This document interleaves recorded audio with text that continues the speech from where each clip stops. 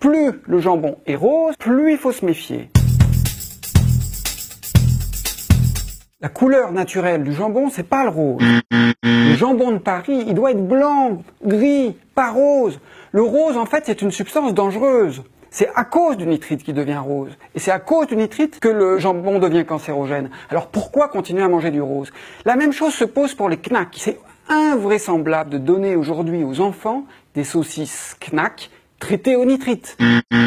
J'ai passé 5 ans à fouiller les archives médicales et administratives, que ce soit en France, aux États-Unis et en Allemagne. Ce que j'ai découvert, c'est qu'en fait, le nitrate et le nitrite, qui sont présentés aujourd'hui comme des ingrédients qu'on utilise pour protéger le consommateur, en fait, ce sont des ingrédients qui sont utilisés pour avantager les fabricants, pour accélérer la fabrication, et que ça, ils le cachent. Ce qu'ils disent, c'est que ça n'est pas dangereux, et même que ça nous protège. C'est un mensonge, et c'est un mensonge d'autant plus intolérable que maintenant, les instances sanitaires reconnaissent et affirment que les charcuteries nitrées sont particulièrement cancérogènes. Les charcuteries ont été classées fin 2015, après 30 ans d'études épidémiologiques, en catégorie 1 des substances cancérogènes. C'est le seul aliment qui fait partie de cette catégorie.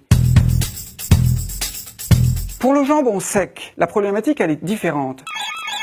En France, en Espagne, en Italie, il y a déjà plein de producteurs qui font du jambon sans nitrate. Regardez le Parme, regardez certains jambons en Aveyron, du côté de Montauban, on sait en faire du jambon sec qui a la bonne couleur. Il faut regarder les étiquettes. Dans les magasins, il faut chercher les étiquettes qui disent viande de porc, sel. C'est ça la recette du jambon. Viande de porc, poivre, sel peut-être, mais pas de nitrate, pas de nitrite, jamais. Ça ne sert à rien.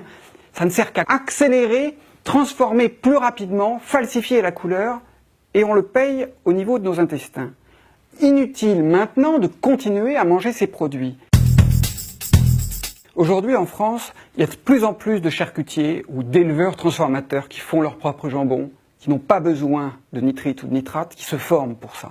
À Aurillac, l'année dernière, ils en ont formé des dizaines. Il y en a des dizaines en France qui fabriquent ces jambons, ces saucisses, sans nitrate, sans nitrite. Il faut les soutenir, il faut acheter leurs produits, il ne faut pas acheter des produits cancérogènes.